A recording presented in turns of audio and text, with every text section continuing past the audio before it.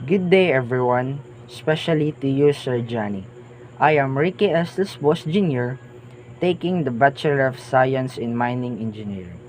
I am now in second year level, section N1 in your ethics class. I currently living in Porok 5, Villa Cananga, Butuan City. And today, I will be talking about the third topic that I chose, which is the do non-humans animals have more moral rights? For me, non-human animals do not have any rights, a legal claim that must be made by a moral actor and backed by laws that apply to both the claimant and the defendant is characterized as a right.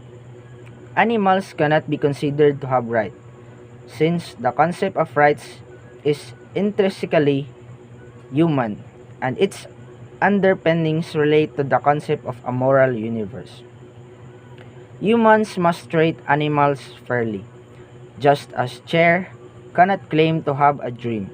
Furthermore, stating that animals have rights models classification by lumping them into a moral category that only applies to people. Animals do not have rights because God made them to be subordinate to humans. This viewpoint is supported by the Bible. In the curse of creation, man was created last, whereas others animals were made first. God gave men control over all other creatures after that. This could be construed to mean that people have rights over animals. Alternatively, we could argue that animals, like humans, do not have rights because their moral perspective are so different. When it comes to feeding each other, humans vary from animals. No one will argue that a lion has no right to kill a zebra since it is a zebra's food source.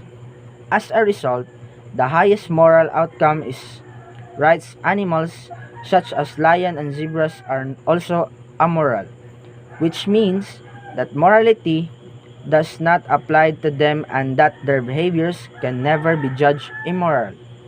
While it is vital for researchers to treat animals with humanity, we cannot conclude that humans are infringing on their rights because the notion of their rights does not apply to their situations.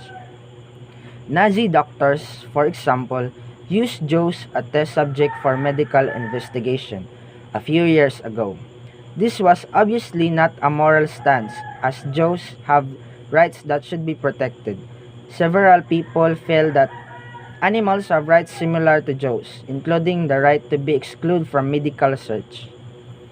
While these people believe that animals have rights, they fail to see that humans have rights that are superior to those of animals.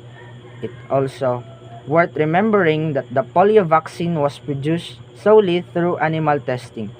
Another dangerous disease for which most scientists feel a vaccine should be produced is malaria.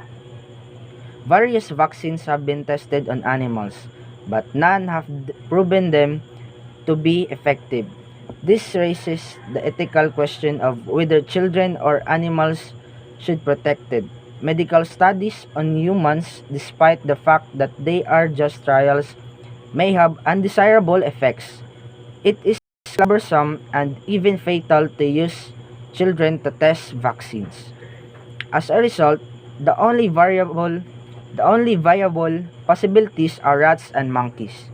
Vaccines must be tested, and using human subject as test subject can be extremely dangerous.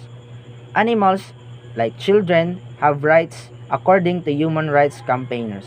Medical scientists conduct are morally unacceptable according to their defenders. They don't realize, however, that in order for medical specialists to advance in the most vital sectors of medicines, animals must be killed. Animal rights activists also fail to recognize that unlike humans, animals have no moral responsibilities. Animals are not criminalized in the same way that humans are. This is due to the fact that they are offenders' moral state of mind as an impact on his or her criminal behavior. Cows and rats, like crazy people, are incapable of committing crimes. This is because none of them acknowledge moral obligation that guide behavior of the consequence of the specific actions. In other words, animals cannot be prosecuted since they lack of a moral state of consciousness that could be violated by humans. Furthermore, animals lack the free will required of all moral agents. This is due to their inability to control their pathological drives, which results in a lack of control over their actions. As a result, animals are not moral agents and humans cannot owe direct duties to them because such duties are only owed to moral agents. This supports the study's conclusion that non-human animals do not have rights.